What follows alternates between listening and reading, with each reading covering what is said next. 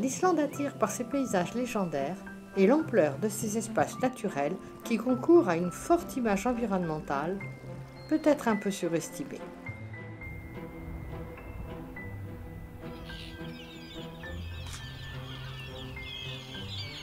C'est une île dont la bande côtière est un haut lieu d'accueil des oiseaux pour la période de reproduction de mi-juin à fin juillet.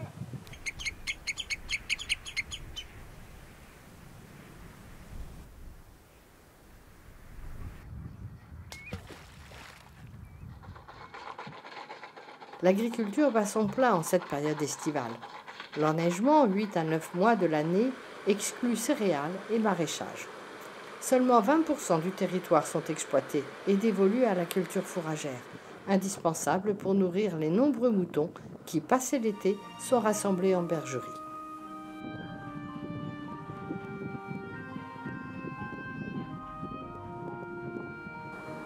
C'est aussi sur cette partie de l'île que la présence humaine est la plus dense, soit dans l'agglomération de Reykjavik, soit dans des villages.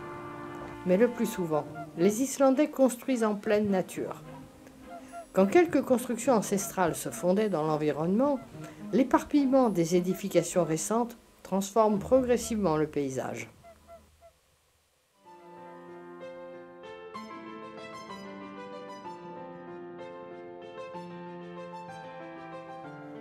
Depuis la mer jusqu'à l'intérieur des terres, la fonte estivale des nombreux glaciers, accentuée par le réchauffement climatique, augmente considérablement les volumes d'eau.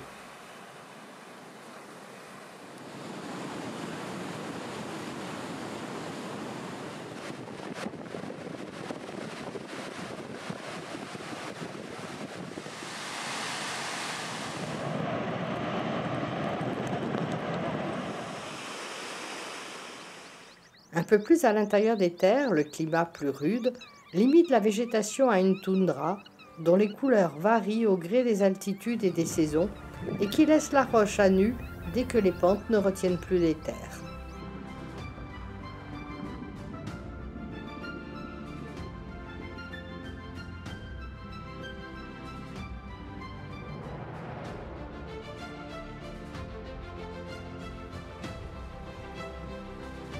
C'est au cœur de l'île, sous un ciel le plus souvent plombé, que les immenses déserts, noirs et stériles, ponctués de points d'eau, laissent les sensations les plus fortes.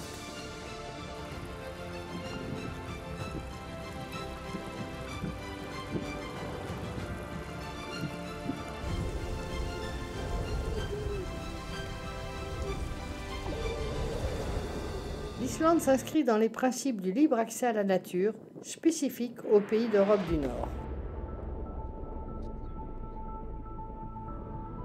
En principe, tout un chacun peut parcourir et profiter des espaces naturels considérés comme un bien public.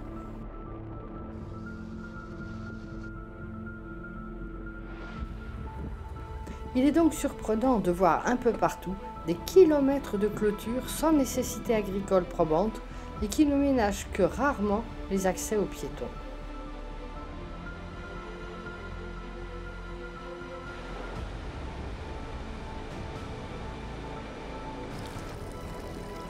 La chasse à la baleine, aux phoques, aux renards arctiques, aux rennes et même aux oies, macareux et lagopèdes reste autorisée, y compris pendant la période de reproduction.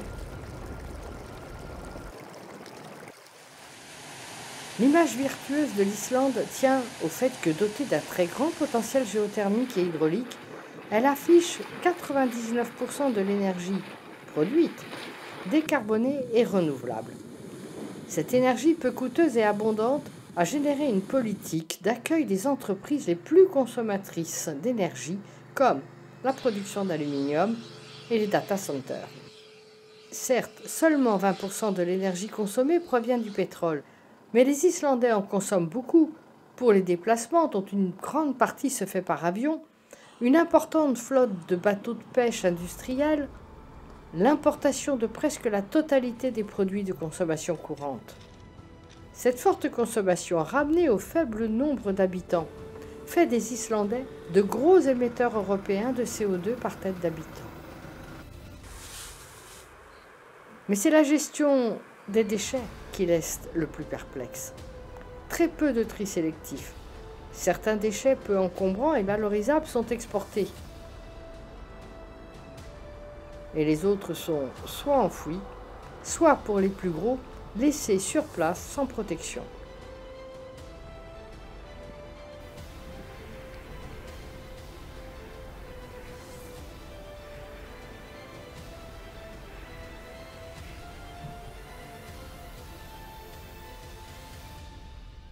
La très faible densité de population fait que ces impacts restent encore résorbables.